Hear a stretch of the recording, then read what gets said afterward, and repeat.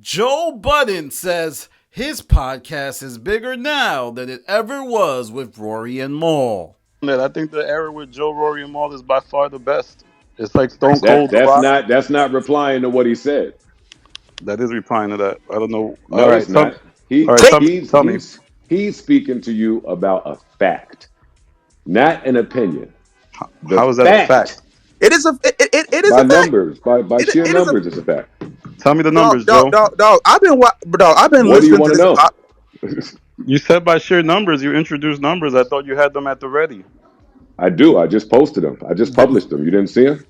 Oh man, you mean the guy that used to tell me it wasn't about numbers, it was about impact? Is But now you don't want to joining. talk about your numbers with that money and how much you make.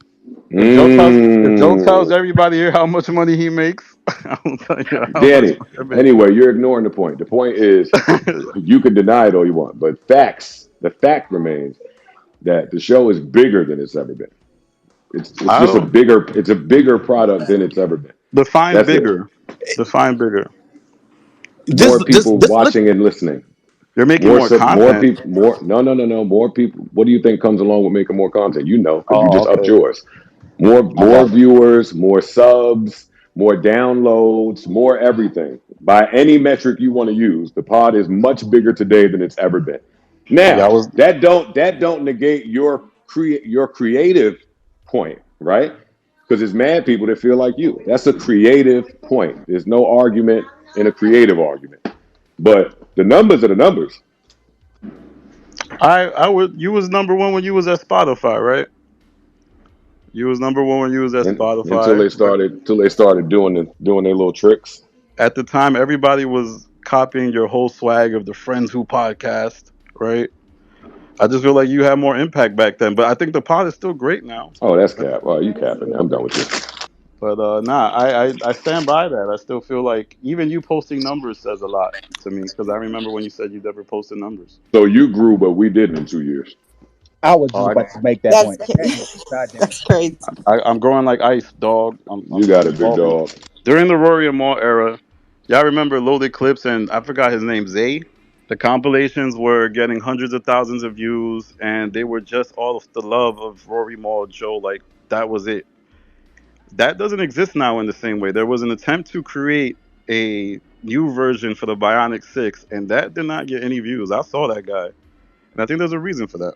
That's right. On a recent Twitter space, I debated Joe about this idea that the podcast now is bigger than it was with Rory and Mal. Now, he said bigger, not necessarily better, which is something we also have to address. As to what is at the center of this debate, we have to look back to look ahead.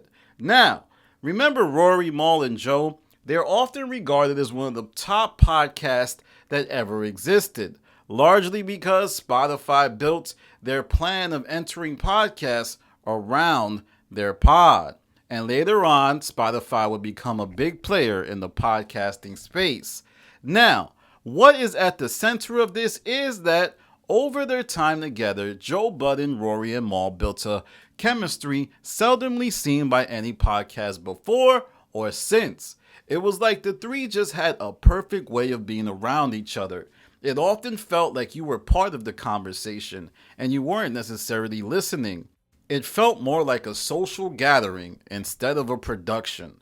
However, as time would go on, it would be revealed that the friendship they tried to sell us wasn't necessarily the case. And Joe had business dealings that Rory and Mal did not agree with. As time went on, you would see these spats come on air, and the three would end embarrassingly, with Joe Budden firing them on his podcast, and after Rory and Mal left, Joe Budden would bring Ish and Ice. Now, Ish was a star, but Ice needed a little bit more work.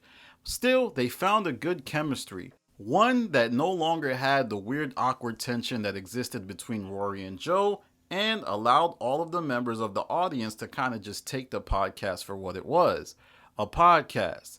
Still, the show would end up as a snooze fest as time went on because Ish and Ice just didn't seem to grow as podcasters. So Flip and Melissa Ford would join, and the show would receive a boost in entertainment value. I mean, this is around the time where I actually bought the Patreon every month. I used to just buy the Patreon for a little bit, then end the Patreon. But when Melissa Ford and Flip joined, I was booked all through the months. I never quit the Patreon. It was a lot more entertaining. But I would say now in the new 2024, a year after the Flip and Melissa Ford experiment, the show has hit a bump in the road. And you can see it by when they're adding Imani and all of these other folks to the show like Kino and the baddies. Nonetheless, now we arrive at a conversation me and Joe had debating the merits of today's show versus the show with Rory and Mal. For me, I still think the Rory and Mal podcast with Joe was the best pod ever. And while a lot of people are trying to act like the numbers weren't there, I think they were. They got hundreds of thousands of views per every episode they dropped. Also, just because Joe has more stats now, it doesn't necessarily mean that they were better than Rory and Mal stats. Joe posts more, so obviously he's going to get more numbers, right? I think he's playing a little funny with the optics and just playing into his base of fans that will eat up anything he says. And he's throwing numbers to them so they can support his argument. On top of that, I also look at my own habits. When I was watching the Rory and Mal podcast with Joe, I will often watch the video and listen to the audio.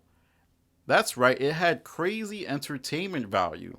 On top of this, can Joe Budden go on a tour with Ish, Ice, Melissa Ford, and Flip? I don't think so, but he could with Rory and Mal. And I think there's a reason for that. Rory and Mal made Joe more palatable in ways that this new mogul that Joe likes to present himself as doesn't. Of course, there's also the creative factor of it, where Rory and Mal truly felt like people who could make fun of Joe. And now the pod seems to cater to Joe's ego a little bit more than it used to. Not saying this is necessarily a bad thing. Well, I am saying this is a bad thing, as it made the pod less interesting, even though it's still really entertaining. But let me know what you think, listeners. Do you feel after 3 years with Rory and Mal gone from the show that this current iteration of the pod is as engaging as the Rory and Mal one, or that it's bigger? I mean, what numbers are we going to look at to determine if this one was bigger? Like I said in my debate against Joe, the pod was number 1 on Spotify. It was number 1, and Joe dismissed it and said, oh, but the numbers were being juked by Spotify in order to manipulate, and then towards the end our contract was changed. How do we know the numbers you're presenting now isn't being juked by you to make this version of the pod look bigger? And I also mentioned how the culture around the Joe Budden podcast changed in terms of the compilations, right? The Joe Budden compilations with Rory and Mal did hundreds of thousands of views. There was an attempt to recreate that with the Bionic 6, and it didn't gain much traction. And I think it's because the chemistry didn't allow the views to go high. The chemistry now with the pod ain't the same as it was with Rory, Mal, and Joe. But I'm going to leave it here for now. Let me know what you think about our debate on Twitter Spaces.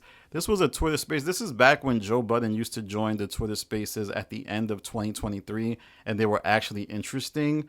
Now Joe Budden does Twitter Spaces, and there's some of the most boring engagements I've heard. The other day, I heard Joe talking to some women, and he was trying to secure some romantic partners for them. That's how nasty it's getting out there. It's getting disgusting. Makes me want to vomit. I no longer want to listen. But follow me on Twitter, The Stop TV. Follow me on Instagram, The Stop TV. Let me know what you think about this debate. This is Danny from The Stop. Peace.